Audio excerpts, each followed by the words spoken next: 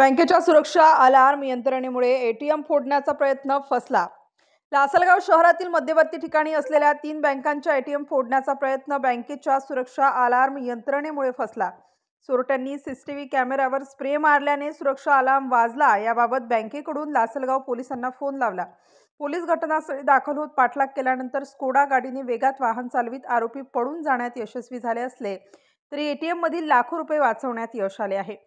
याबाबत अधिक माहिती अशी की रविवार दिनांक 29 रोजी रात्री 2:21 सुमारास अज्ञात इसम तोंड बांधून लासलगाव बस आगाराच्या नजीकच्या महाराष्ट्र बँकेच्या एटीएम मध्ये घुसले. त्यांनी सीसीटीव्ही कॅमेऱ्यावर स्प्रे मारल्याने सुरक्षा अलार्म वाजला. याबाबत बँकेकडून लासलगाव पोलिसांना फोन येताच विंचूरच्या दिशेने आरोपींचा पाठलाग सुरू केला. तेव्हा आरोपी भगरी बाबा मंदिरासमोरच्या खासगी बँकेचे एटीएम फोडण्याचा प्रयत्न करताना आढळून आले. पोलीस गाडीच्या खाली उतरत असतानाच आरोपींनी गाडीत बसून पळ काढला.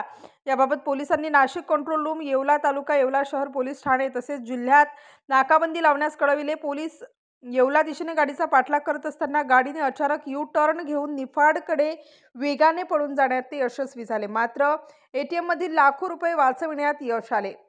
स्टार न्यूज साठी मोहसिन पठाण, नाशिक.